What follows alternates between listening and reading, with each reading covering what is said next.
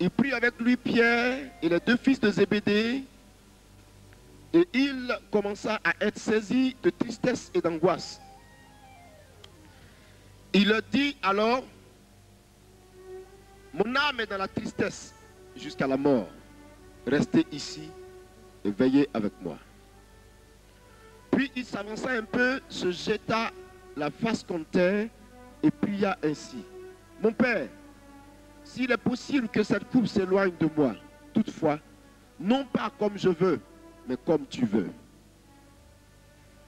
Il revint vers les disciples qu'il trouva endormis.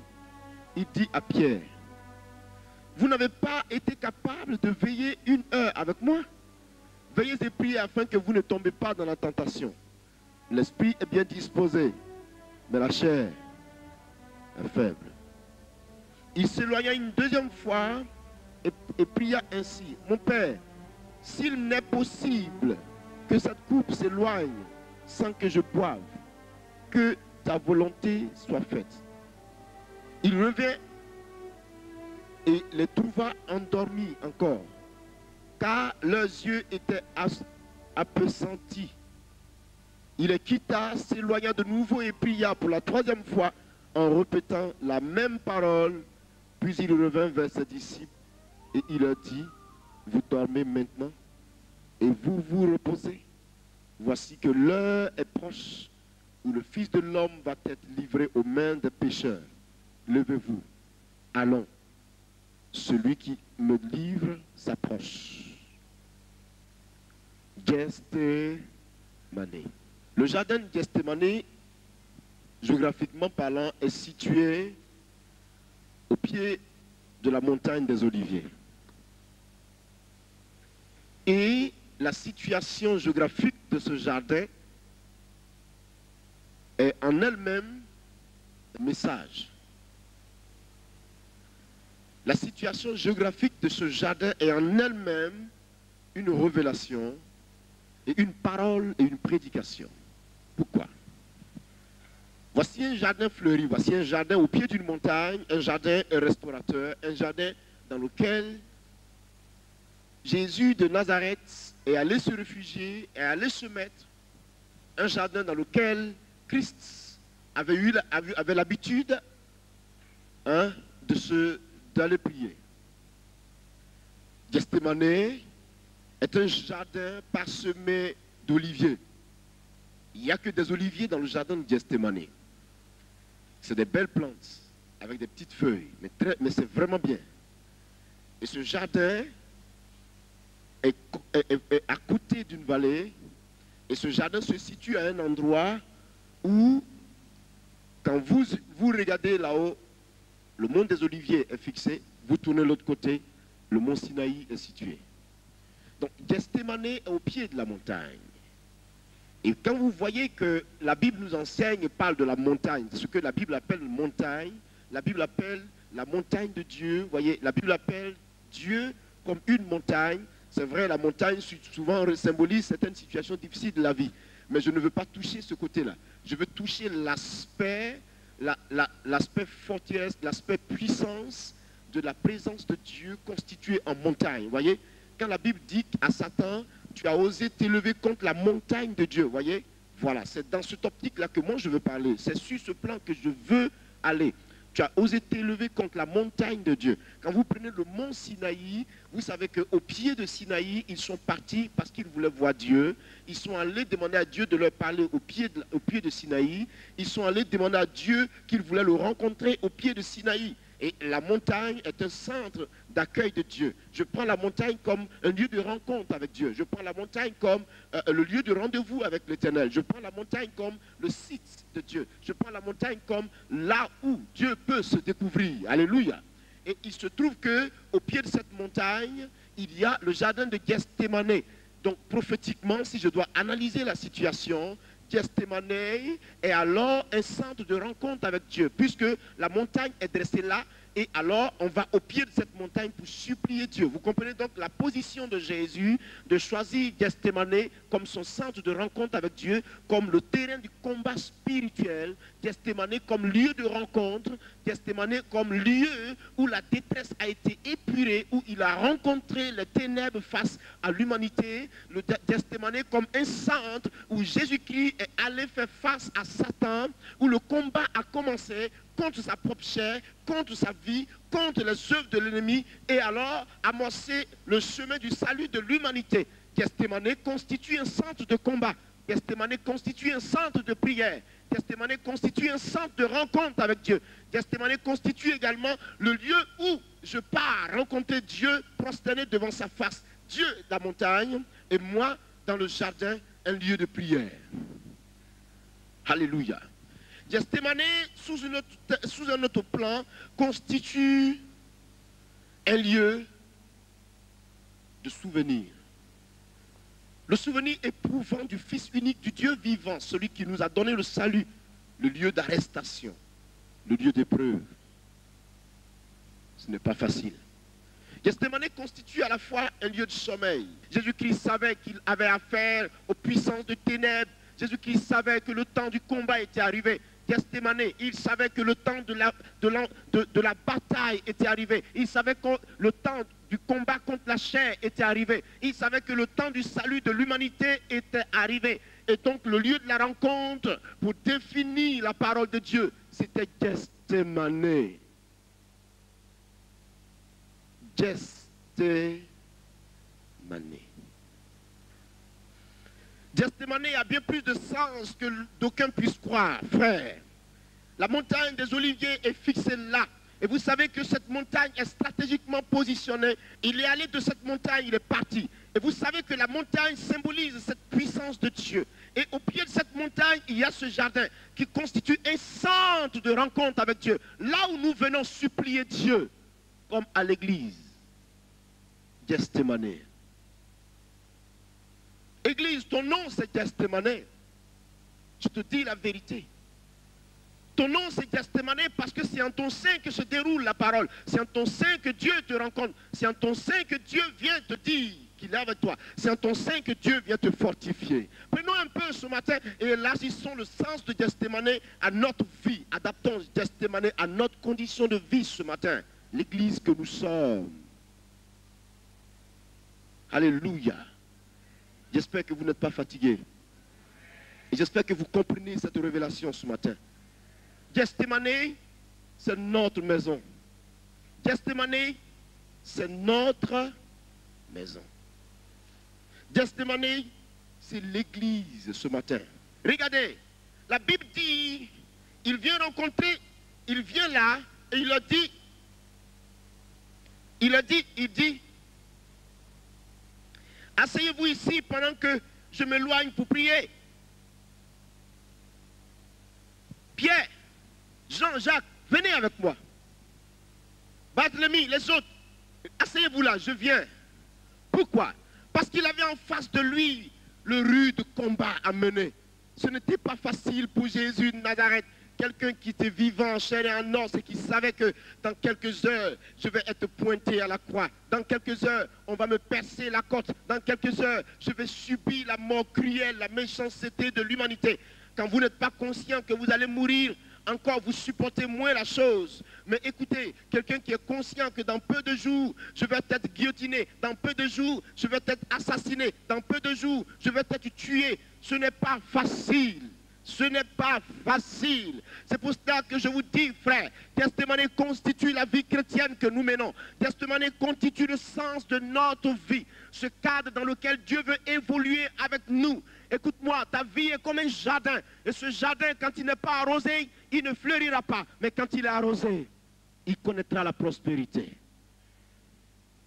Ce jardin, ce matin, frère, c'est moi, frère, c'est toi. Et dans ce jardin, Jésus-Christ va venir. Et Jésus-Christ de Nazareth va séjourner pour que Judas sache qu'à cette période de la nuit, puisqu'il devait être 3 heures du matin apparemment, Judas, pour qu'il sache que c'est dans cet endroit que Jésus-Christ était, il fallait alors qu'il soit avec lui dans ce lieu pour le déterminer, parce que personne ne savait que faisait Jésus.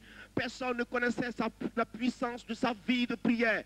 Personne ne connaissait l'authenticité de la vie qu'il menait. Les hommes étaient hors de ce débat. Mais Jésus-Christ était un homme de consécration. Jésus-Christ était un homme de prière. Jésus-Christ était un homme de ferveur. Jésus-Christ était un homme d'efficacité. Jésus-Christ était l'homme qui ne reculait jamais face à une situation quelconque. L'homme qui n'avait pas foi aux yeux. L'homme défenseur de la vérité. L'homme enseignant de la puissance de Dieu. L'homme qui révélateur de la gloire de Dieu. Jésus-Christ, révélation pour nous sur terre. Et ce Jésus, ma chère, mon frère, va partir dans ce jardin pour séjourner. Et cela ne va pas être facile pour lui, frère. Pour te dire que quand tu acceptes de suivre Jésus, il y a une vie nouvelle qui commence. Et une vie, pas de moindre, une vie pas aussi facile. C'est une vie de combat de tous les jours que le chrétien que je suis, le chrétien que tu es, mène. Gethsémane me caractérise. Et Gethsémane te caractérise. Christ va dans ce milieu et un combat terrible commence avec lui. Pierre, Jean-Jacques, venez avec moi. Venez me soutenir. Il va donc sélectionner ces trois-là afin que les trois viennent rester avec lui pour le soutenir. Mais regardez à peine qu'il était venu. Les autres avaient déjà commencé à dormir. Ils s'étaient tous assoupis. Comme pour dire dans l'église, il y a ceux-là qui acceptent le zèle véritable de Dieu. Et il y a ceux-là qui regardent les autres zélés et ne cherchent pas à faire comme eux. Et ils dorment. Dans l'église, nous sommes différents types de personnes. Il y a nous qui aimons le zèle de Dieu. Il y a nous qui sommes prêts à avancer. Et il y a nous qui venons de façon passive. Je ne veux pas que tu fasses partie de ceux qui viennent passivement à l'église remplir, sinon chauffer la chaise. Non. Mais je veux que tu sois cette femme que Dieu veut, cette personne que Dieu veut, cet homme que Dieu veut. Cet homme sélectionné, cette femme sélectionnée dans le jardin de Gethsémane, préparé au combat spirituel, préparé à affronter les réalités de la vie spirituelle, préparé à faire face aux situations de la vie, préparé même à pleurer quand il le faut, mais alors tenir ferme pendant que le combat se tient. Chaque personne doit lutter pour être la personne sur laquelle Dieu doit compter à chaque instant, que le Saint-Esprit peut appeler à chaque instant pour tout faire quand il le veut. Y a-t-il une femme qui puisse lever le doigt au moment où la Côte d'Ivoire connaît des difficultés? Y a-t-il un homme qui peut lever le doigt au moment où Gethsémane s'affronte à la Côte d'Ivoire? La confrontation est immense face à Jésus de Nazareth, où Jésus-Christ n'a plus d'issue, où Jésus regarde, il ne sait plus où mettre la tête, où la Côte d'Ivoire ne sait plus où tourner. Qui va être donc l'espoir de cette nation? Qui va nous aider aujourd'hui? Qui va nous délivrer? Qui va faire la paix avec nous? Qui a le secours dans ce pays? Jésus-Christ troublé face à l'épreuve. Le pauvre Jésus. Et il crie à ses disciples, aidez-moi. Même ceux auxquels il faisait confiance, qu'il pensait qu'il allait tenir un peu dans la prière pour le soutenir. On finit par dormir avant 1 heure du temps.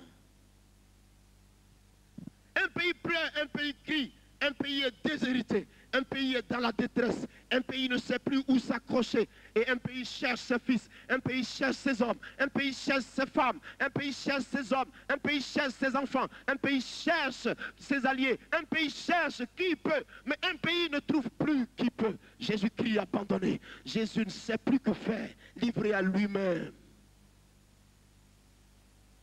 Le monde entier ligué devant lui, le royaume de Satan percuté à sa foi. Christ hésitant, le doute arrive, il commence à hésiter de son engagement, il commence à être déséquilibré et il se dit, décidément, si la coupe pouvait m'être encore éloignée, décidément, si les élections présidentielles pouvaient être encore repoussées en 2 ans, décidément, si l'épreuve que je rencontre là pouvait encore aller, je souhaite plutôt, vous voyez, que ce soit ta volonté qui soit faite, mais non ma volonté. Pourquoi?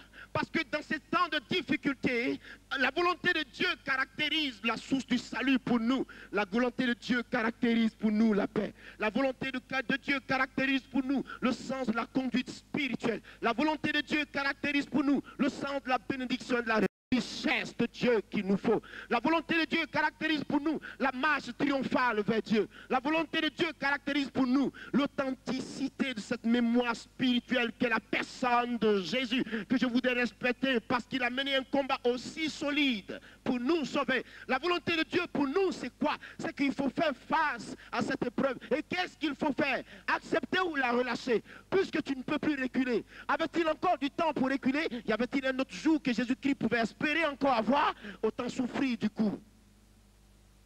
Et que je sauve le monde. Gethsémane. Il n'avait plus personne. Ses fils même sur lesquels il comptait l'avaient abandonné.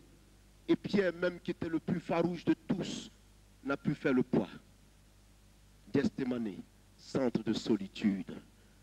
Il arrive souvent dans votre vie que tout le monde vous abandonne, que tout le monde vous lâche, que tout le monde se désintéresse à vous. Vous êtes seul face à la réalité. Vous n'avez plus d'argent, vous n'avez rien à manger, vous ne savez plus que faire. Qu'est-ce qu'il faut faire? Mon ministère est ceci, ma parole est ceci, ma vie est devenue ceci, mon travail n'avance pas, mon pays piétine, ma vie piétine, et je n'ai plus l'espoir. Et qu'est-ce qu'il faut faire dans de telles conditions? Écoutez-moi, frère. Il dit, aidez-moi. Il crie, son âme gémit, aidez-moi. Il n'y a personne pour l'aider. Aidez-moi, il n'y a personne pour l'aider. Y a-t-il une femme de confiance? Y a-t-il un homme de confiance? Gethsémane caractérise la solitude. Mais regarde cette parole. Si tu pouvais écarter de moi cette coupe, cela me ferait plaisir. Si tu pouvais simplement dire que cette coupe s'éloigne un peu de moi pour que j'aie le temps de m'organiser, ce serait merveilleux. Si seulement tu pouvais révoquer encore ce plan, ce serait merveilleux. Si tu pouvais changer ma destinée, ce serait merveilleux. Si tu pouvais me faire éviter l'épreuve, ce serait merveilleux. Mais alors, ma volonté ne suffira pas pour me délivrer. Mais je désire plutôt, même si cela fait mal, que ce soit ta volonté qui soit faite. C'est-à-dire, malgré la grosse douleur, la grande douleur, la profondeur de son cœur écrasé, la douleur dans son cœur qu'il éprouvait, il vient respecter Dieu pour lui dire, fais ta volonté, s'il te plaît.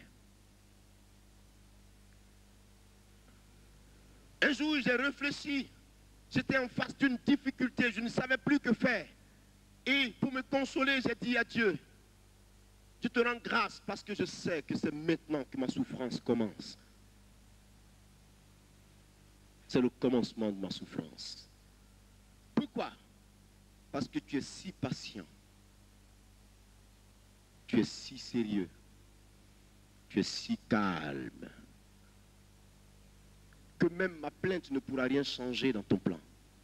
Ça veut dire que si mon salut doit passer par cette souffrance, je sais qu'elle ne fait que commencer. Je disais cela à Dieu un matin. Mais je veux vous dire ce matin que Gethsémane est notre centre d'activité. Mais regardez ce que Gethsémane nous entraîne. Gethsémane donc est ici caractérisé par ce modèle de vie, modèle de combat spirituel mené par Jésus lui-même. Le chrétien que tu es doit être conscient du combat spirituel. Le chrétien que tu es doit être conscient de la validité de ce combat, de la taille de ce combat, de la vie de ce combat, de la réalité qu'impose ce combat. Comme pour vous dire, la vie chrétienne ne se vit pas sur les lèvres. Elle ne s'achète pas. C'est une vie. Il faut la développer. Celui qui croit qu'il sera chrétien et tous les jours il va être acclamé, je veux tousser à sa place. Celui qui croit qu'il sera chrétien et tous les jours on va l'apprécier, je veux tousser à sa place. Celui qui croit qu'il sera chrétien et tous les jours on va l'estimer, on va l'élever, je veux tousser à place. Car la chrétienté constitue à rechercher les vertus de l'Esprit de Dieu malgré le prix que cela détient. Et plus Dieu t'élèvera, ma fille, mon fils, plus Dieu t'élèvera, plus la taille de l'épreuve se présentera. Plus tu devras traverser cette épreuve, car après cette épreuve, il y a un sujet de gloire. Qui de nous peut enlever à Jésus-Christ cette taille? Qui de nous sur la terre peut contester la puissance de sa présence? Qui de nous dira que Jésus n'est pas Seigneur? Qui de nous viendra dire que Jésus-Christ n'est pas Dieu? Qui de nous le dira? Ni aujourd'hui, ni demain. Tu ne diras pas ces choses sans que l'Esprit de Dieu ne se révèle à toi pour te démontrer qu'il n'y a que lui seul qui s'appelle Dieu. Il est Dieu aujourd'hui, il est Dieu demain, il est Dieu définitivement. Mais écoutez, afin qu'il parvienne à ce niveau, afin que Christ soit assis à la droite du Père, appelé Dieu, vous savez de quoi il a souffert? C'est Gethsémane, le centre du combat. Il a souffert, frère. Il a souffert ici dans ce jardin. Et vous voyez, il a souffert là. Pierre, priez avec moi. Personne. Vous allez vers quelqu'un, aidez-moi en prière, ça ne va pas. Personne n'ose vous faire face. Les amis les plus proches vous ont quitté. Les parents vous ont abandonné parce que vous avez accepté Jésus-Christ. Les amis vous ont abandonné parce que vous avez accepté Jésus-Christ. Alléluia. Les parents vous ont dit, nous coupons les ignames avec toi parce que tu as accepté Jésus. Cette histoire, ça ne nous intéresse pas. Celui qui porte un vêtement, c'est celui-là qui connaît la valeur de son vêtement. Toi qui as reçu Jésus, c'est toi seul qui sais qui Christ est pour toi.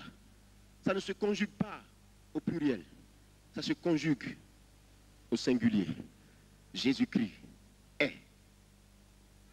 Il ne s'est jamais dit Jésus-Christ sont.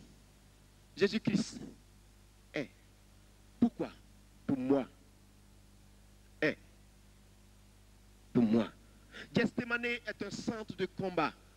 Gethsémane est le centre de la prière.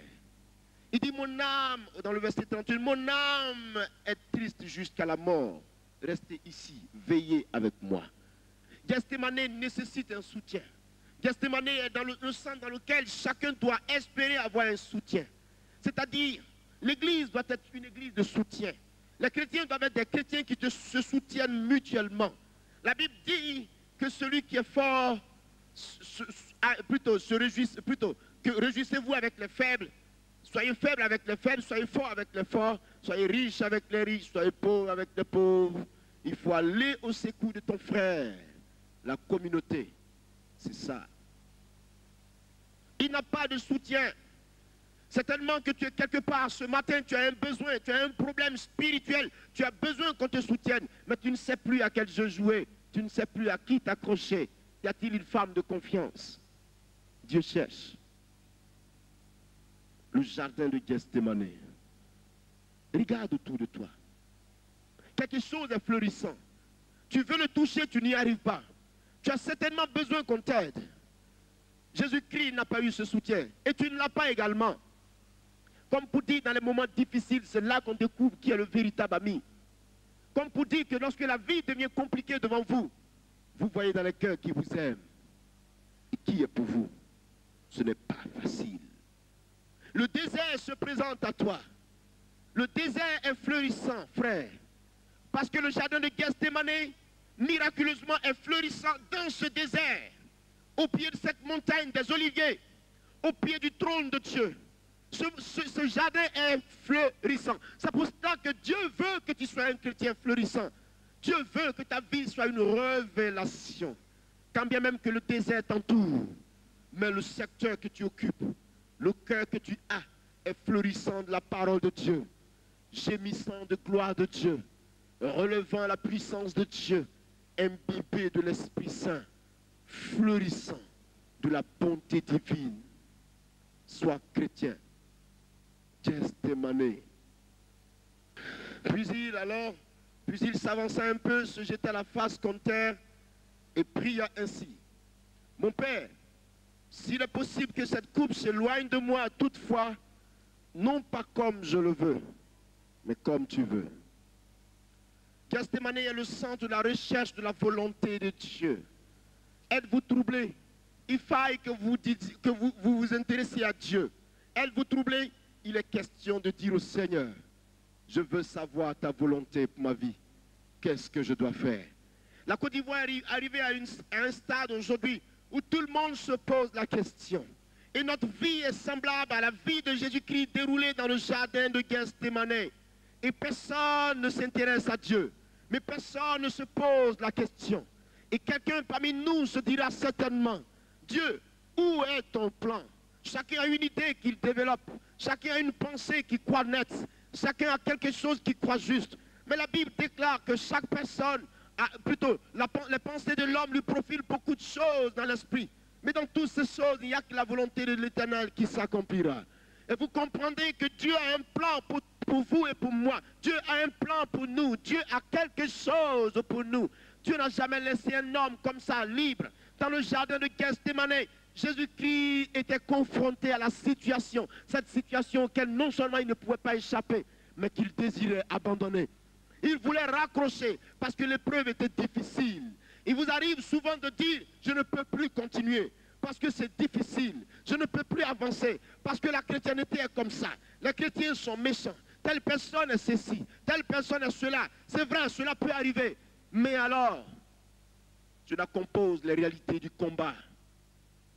Et fuir cette réalité nous oblige à la destruction. Tu dois passer par là. Dis à celui qui est à côté de toi, tu dois passer par là. Aujourd'hui, afin que les Ivoiriens comprennent qu'il y a un Dieu, afin que les Ivoiriens comprennent qu'ils n'étaient pas, qu'ils étaient sur le mauvais chemin, il fallait qu'il nous arrive la situation qui nous arrive aujourd'hui. Oui ou non? Pourquoi? Parce que voici un pays qui a connu un paroxysme de gloire, que Dieu a élevé, mais un pays qui n'a même pas cherché à penser à son Dieu. Un pays qui a voulu vivre avec son argent. Un pays qui s'est développé des maîtresses, des seconds bureaux, des 90 000 bureaux. Un pays qui a vécu à 199 à l'heure. Un pays qui a voulu faire de sa vie ce qu'il voulait. Un pays même qui a fermé ses oreilles face à l'Éternel. Je vous dis la vérité, frère. Si vous voulez m'entendre, écoutez-moi ce matin. Et sachez que l'Esprit de Dieu parle à son peuple. Il parle dans le cœur de ses enfants. Un pays qui a vécu à une allure qu'on ne pouvait plus arrêter. Vous comprenez, frères et sœurs, un pays qui a adopté le péché et qui a lié même son pacte avec le péché. Parce que dès que quelqu'un est devenu un peu important, c'est-à-dire qu'il doit avoir 90 000 femmes, il doit avoir 1000 femmes, ça veut dire que l'homosexualité même est montée jusqu'à l'appareil de l'État. Et nous savions que notre classe dirigeante était rentrée dans le désordre, le mal, la destruction. Et vous savez que ces choses sont la malédiction. Oui, vous comprenez, un homme qui va avec un homme, c'est un contresens, une contre-nature. Et cela nécessite que tu sois puni par Dieu. Vous comprenez que notre pays a accepté d'aller avec le désordre. Le pays a accepté même dans sa classe dirigeante de composer avec l'homosexualité. Des choses abominables ont été vécues en Côte d'Ivoire. Vous pensiez que Dieu allait nous regarder faire? Vous pensez que Dieu allait cajoler notre situation? Vous pensez que le Seigneur n'allait pas se fâcher? Vous pensez que le Seigneur n'allait pas innover la situation? Dieu nous envoie face d'une réalité aujourd'hui. Tout le monde dit, ah, les militaires sont trop durs. Tout le monde dit, ah, l'armée est quelque chose. L'armée n'est pas quelque chose. L'armée est venue de la part de Dieu pour te dresser, toi et moi, pour nous dresser, pour que nous comprenions que quand on mène une vie, il faut penser à Dieu et il faut savoir que l'homme vit selon la volonté de Dieu et qu'il ne se suffit pas à lui-même. Voilà ce que Dieu a fait. C'est pour cela que nous sommes en train de vivre cette période, une période de purification. Je vous ai dit qu'un vent souffle, et ce vent qui souffle entraîne avec lui beaucoup de réalités. Et ce vent fait tomber les géants. Et ce vent nettoie la surface de la terre. Et ce vent enroule avec lui toute la saleté de ce sol. Et ce vent va jeter toute cette saleté dans l'océan. Je vous ai dit qu'un vent souffle. Et vous n'avez pas encore pris conscience qu'il y a un vent qui souffle. Mais écoutez le vent souffler, et il va encore souffler, et il continue de souffler. Et la situation n'est pas finie. N'ayez pas peur, mais ce n'est pas fini. Tout le monde dit, ah merci, au moins on va se reposer. Tu ne te reposeras pas. Tu vas te reposer comment? Le combat ne fait que commencer. Gethsémane. Il ne fait que commencer. Gethsémane, j'ai un message pour toi. J'ai un message pour toi. Toi qui es chrétien, toi qui es fort, toi qui pries Dieu. Mais qu'est-ce qu'il a fait? Quelle est ta volonté? N'est-ce pas que nous sommes dans le jardin de Gethsémane où tout le monde se pose la question, c'est quoi la volonté de Dieu? On me demande même dans la rue, qu'est-ce que tu dis qui sera président de la République? Je dis pas dans ma bouche. Moi, tu n'entendras rien. Rien de ma bouche. D'ailleurs même, je ne sais rien du tout. Rien ou rien. Rien et rien. Jésus-Christ est Seigneur, ce que je sais, c'est tout. Moi-même, je prie que Dieu nous donne quelqu'un qui va nous aider, puisque nous sommes dans le besoin. Un point, et puis c'est un trait. Le reste, je vais manger et je dors. Et tout le monde se pose la question, qu'est-ce qu'il faut faire? Il y a une seule chose que tu dois réaliser aujourd'hui. Où es-tu? Où es-tu? Où es-tu? Où est-ce que tu es? Seigneur, qu'est-ce qui est ta volonté? Où est ta volonté, Jésus? C'est quoi ta volonté? Le combat n'est pas fini. Surtout, que cela me soit fait selon que tu veux. Seigneur, que cela me soit fait selon ta volonté. Sur le terrain de la volonté de Dieu, nous sommes sûrs de ne pas nous égarer, nous sommes sûrs de ne pas nous perdre, nous sommes sûrs d'aboutir. Sur le champ de la volonté de Dieu, nous sommes sûrs d'être guéris, nous sommes sûrs d'être délivrés, nous sommes sûrs d'être restaurés. Sur le terrain de la volonté de Dieu, frère, nous sommes sûrs le combat sera rude, mais nous le gagnerons parce que Jésus est vainqueur. Sur le chemin de la volonté de Dieu, il y aura toujours le salut, la rédemption, la régénération. Gethsémane, Gethsémane, centre de combat. Gethsémane, Ivoirien, affronté à la difficulté aujourd'hui. Problème, difficulté, par-ci, par-là. Personne n'aurait jamais pensé à ces choses. On n'aurait jamais pensé que la Côte d'Ivoire, dans toute l'Afrique, sinon dans la sous-région, connaîtrait une telle percussion.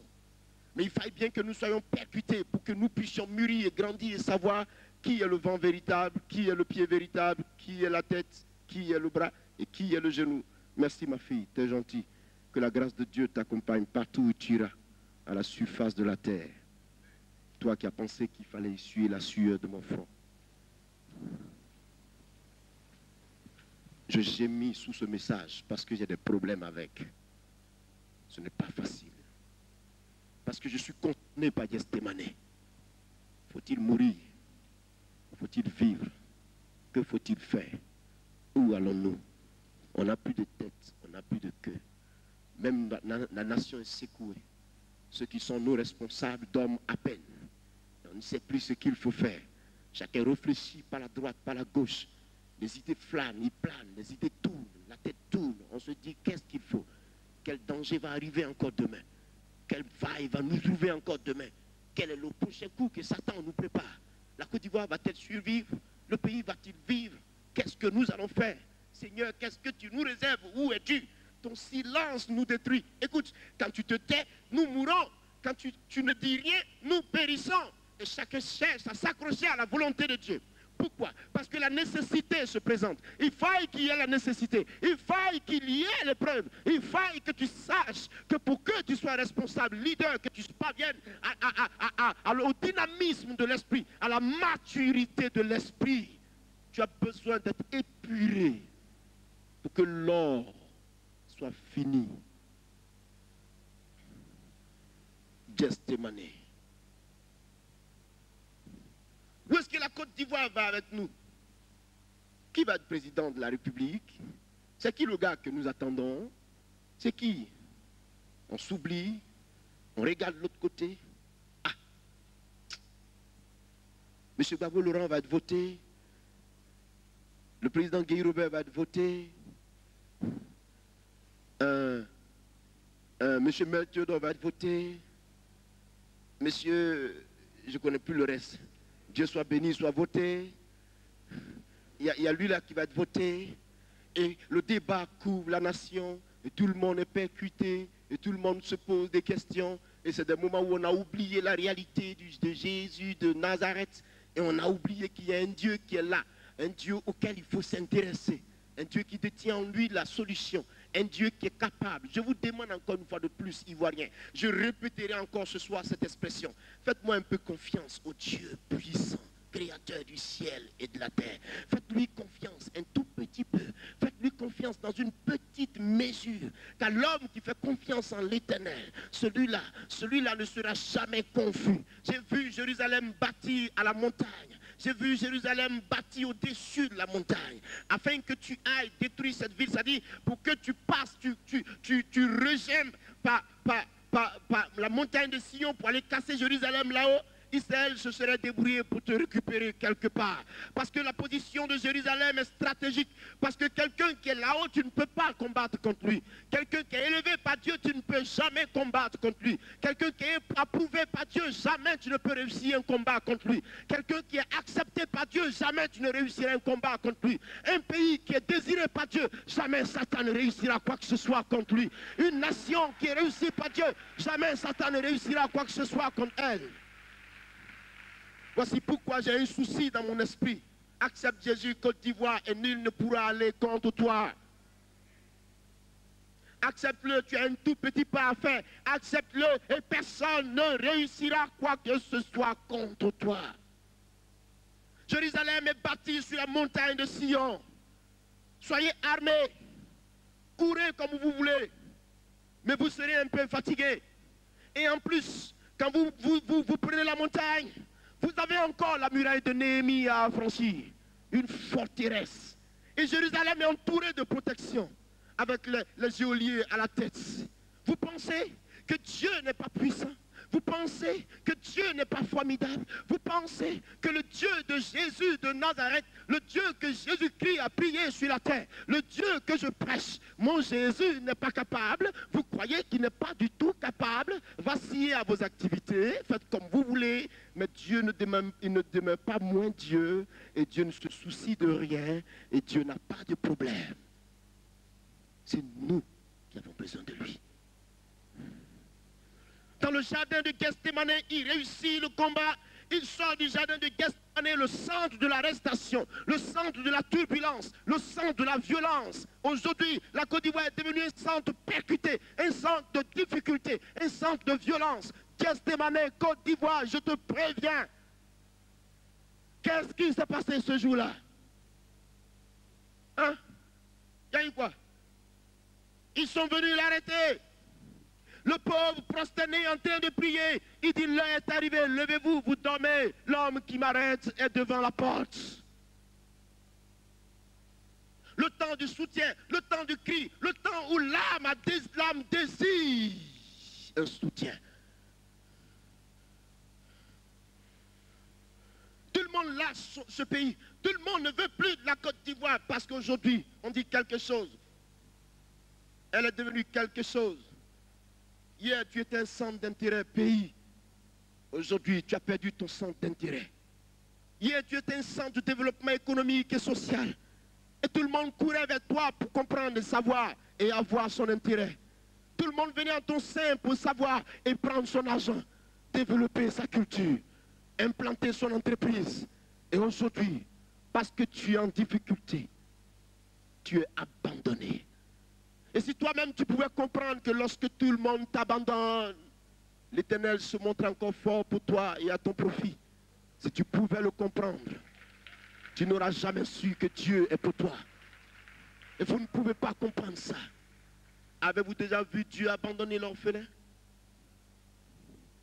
Tu es abandonné. Côte d'Ivoire, tu es abandonné, ma fille. Tu es abandonné, ma fille. Abandonné de tous.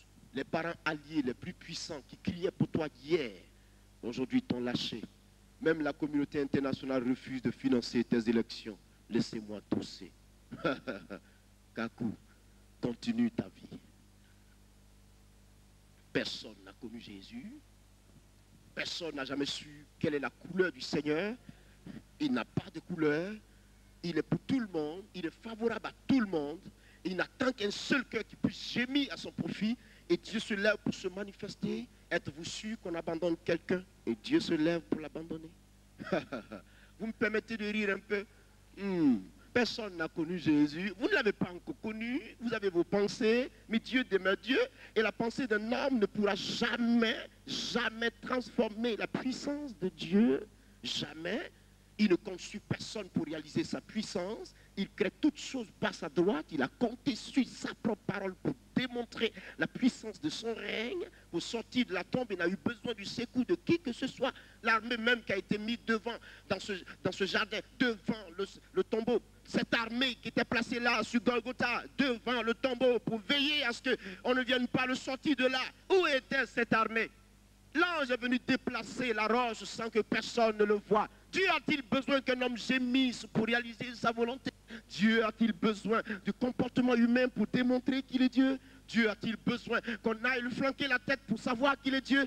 Dieu a-t-il besoin, Dieu a-t-il eu quelqu'un pour faire quoi que ce soit? Qui a été le conseiller de l'Éternel? Qui lui a appris ces choses afin qu'il vienne nous éduquer en retour? Il demeure Dieu, l'absolu, le véritable, le merveilleux. Avez-vous connu Dieu, vous? Vous n'avez pas connu le Seigneur? Vous ne l'avez pas connu, vous gémissez, vous ne vous intéressez pas à lui, chacun crie à tue-tête, chacun passe sans intérêt. Les banques vont se fermer, il n'y a plus d'argent. Hein? Mon compte est bloqué, mon ceci est ceci. Laisse-moi un peu ton compte, intéresse-toi à la puissance de Jésus-Christ. Il y a quelque chose pour toi, s'il te plaît. Dieu est-il un enfant? Laissez-moi vous filer la révélation de l'Esprit. Laissez-moi aller avec vous, avec l'Esprit de Dieu. Allons de l'autre côté ce soir, je dis frère, on va prier. Allons de l'autre côté. C'est ça le devoir qu'il faut accomplir. C'est ce qu'il faut faire.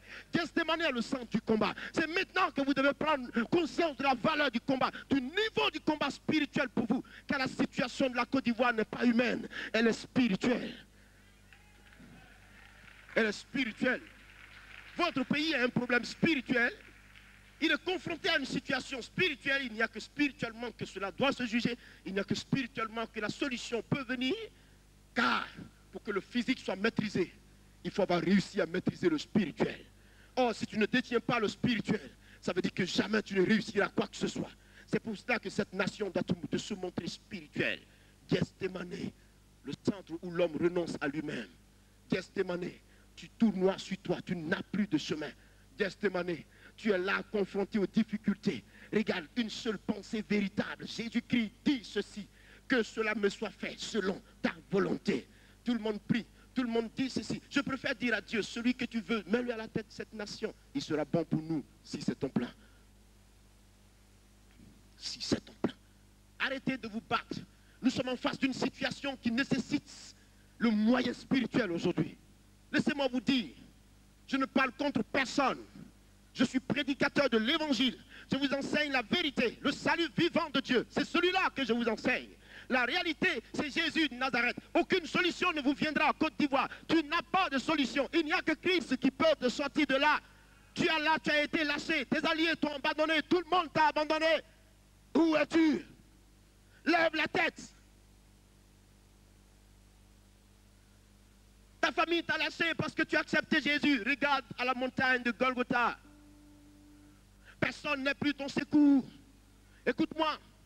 Ta vie chrétienne, tu la mènes seul dans ton petit coin. Mais lève la tête et regarde à la montagne. Il est crucifié pour toi. Je te le dirai toujours et je te le dirai toujours tant que mes forces seront là. Tu comprends? Tu m'entends, toi la Côte d'Ivoire, tu m'entends aujourd'hui? Ton Dieu gémit pour toi. Tu n'as pas le temps pour lui. Tu ne t'intéresses pas à lui. Tu es jeune, tu es vieux, tu as l'argent, tu as tout. Mais sache que le temps passe. Et il passe chaque jour. Un vent arrive. La lune apparaît. Elle part. La nuit arrive. Elle passe. Un soleil se lève. Il arrive au zénith. Et il vient à passer aussi en son tour. Et le jour donne naissance à une autre nuit. Et quand cette nuit va venir, qu'elle passera, une autre nuit viendra encore. Après un soleil nouveau. Et le temps se succédera. Et les réalités de la vie changeront. Mais la puissance de l'Éternel n'aura jamais changé de valeur. Car il reste seul, unique, le véritable. Et sa face ne change jamais. Et jamais il n'aura accepté de varier. Il est le même aujourd'hui. Il est le même hier. Il est le même demain. Et chaque jour il demeurera le même. Afin que tu comprennes qu'il porte le flambeau de ton salut, qu'il porte pour toi la réalité de ta vie. S'il te plaît, pays, écoute un peu ton Dieu. Relève ton cœur, écoute un peu ton Dieu, s'il te plaît. Jusqu'à quand ce Dieu-là criera à toi, que tu comprendras qu'il y a pour toi une vérité sur la montagne de Golgotha. Qu'il y a pour toi l'homme qui a souffert et qui a donné sa vie en rançon pour toi, afin que tu bénéficies. Écoute-moi ce matin. Écoute-moi, arrête de gémir. Écoute-moi, nation, et arrête de gémir. Je te dis ceci, ton fardeau n'est pas amusant à porter. Et l'on risque d'y laisser sa vie. Mais alors, Dieu est le Dieu de défi. Dieu est le Dieu de défi. Mon Dieu est le Dieu du grand défi. L'homme du siècle. Ouvrez vos yeux, s'il vous plaît. Ouvrez vos yeux, s'il vous plaît. Levez la tête. Levez la tête, Côte d'Ivoire. Lève ta tête. Lève ta tête. Pays, lève ta tête. Il y a un Dieu pour toi, s'il te plaît. Quelqu'un s'appelle Dieu. Quelqu'un a été crucifié. Il est mort. Il est mort. Et quand il est mort, c'est pour ton salut. Il est mort pour toi. Il a pris ta souffrance. Arrête de gémir. Il a pris ta souffrance avec lui. Arrête. Crois ce salut qui vient vers toi. Un salut est devant toi. Un nouveau souffle pour toi. Et ton histoire va changer. Côte d'Ivoire, ton histoire va changer. Tu ne m'auras jamais compris. Je coule les larmes pour toi. Mais tu ne m'auras jamais compris. Dieu gémit pour toi. Dieu t'attend. Tu ne veux pas le regarder. Tout le monde va au fétichisme. Tout le monde va au maraboutage.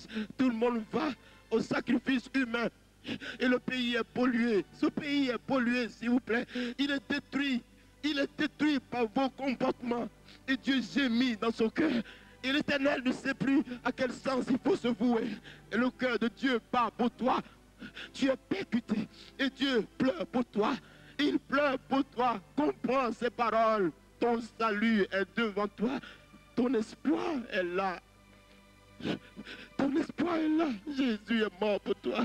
Il y a un espoir qui est devant toi. Comprends le salut de ton Dieu. Un pays, tu m'entends ce matin? Est-ce que tu m'écoutes ce matin? Il n'y a plus salut pour toi. Tu n'as plus personne pour te soutenir. Il n'y a plus personne pour t'aider. Tout le monde t'a lâché. Gethsémane. Une source de salut est pour toi qui apparaît à l'horizon. Un soleil nouveau se lève. Fais confiance à ton Dieu. Je t'en supplie, Côte d'Ivoire. Il y a un Dieu pour toi. Alléluia. Il y a un Dieu pour toi. Regarde ton fardeau. Regarde la croix qu'il a portée. Regarde cette croix. Regarde le poids qu'il a porté. Son nom, c'est Jésus. Il n'a eu besoin de personne. Personne ne l'a aidé. Il était seul. Il a été crucifié. C'est pour toi qu'il a fait cela. Tu gémis. Et ta situation ressemble à la femme délaissée. Délaissée à son propre compte. La femme dont le mari est parti, qui ne revient plus. Et tu ne comprendras jamais que ton salut, c'est aujourd'hui. Et tu iras toujours critiquer. Et tu iras toujours te livrer aux œuvres qui n'honorent pas ton Dieu. Mais je t'aurais prévenu à son temps. Je t'aurais prévenu à son temps. Je t'aurais parlé à son temps. Vous n'avez pas le temps d'écouter. Mais je vous parle du cœur de Dieu. Le cœur de Dieu qui gémit pour vous.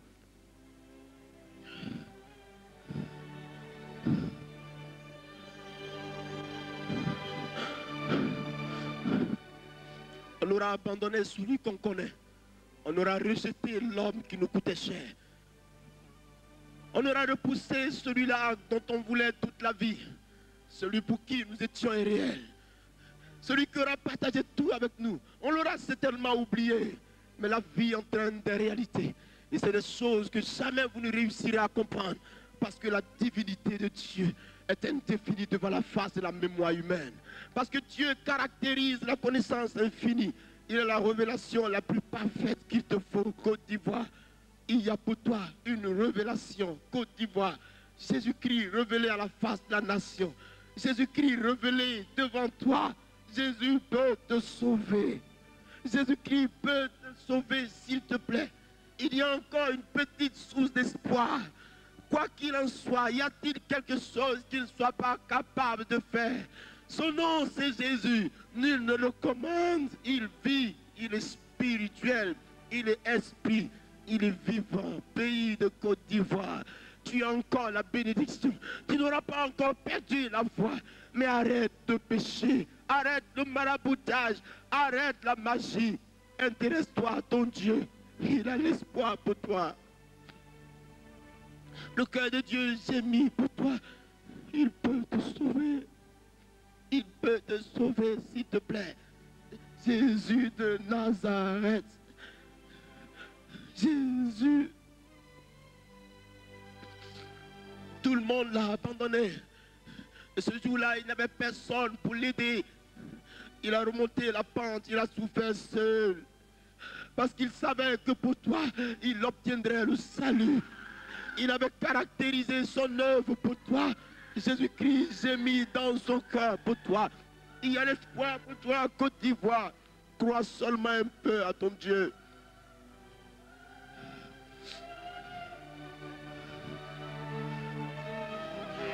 On aura crié à tue-tête. On t'aura maltraité. Israël n'a jamais été abandonné. Ils se seront ligués contre Israël. Jamais Israël n'a été abandonné. Israël s'est toujours sorti victorieux. Parce qu'Israël l'a connu. Parce qu'Israël sait qui il est. Parce qu'Israël l'a reçu avec lui. Parce qu'il sait le définir. Il sait lui donner la place qu'il lui faut. Mais toi, où est la place de ton Dieu, Côte d'Ivoire? Quand tu as des problèmes, c'est le fétichisme et le démon que tu cherches. Peux-tu chercher ton Dieu?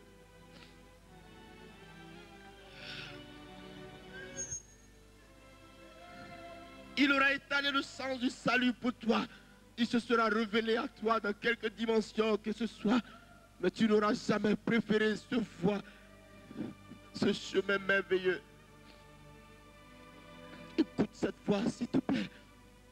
Fais confiance à ton Dieu. Fais confiance en ton Dieu.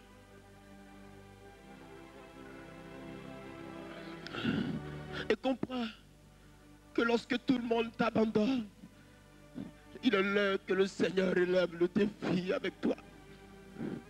Car celui qui mettra sa confiance au Seigneur, celui-là ne sera jamais confus. S'il te plaît, jamais. Crois que tu peux t'en sortir. Crois que tu peux t'en sortir, s'il te plaît, avec le secours de l'Éternel.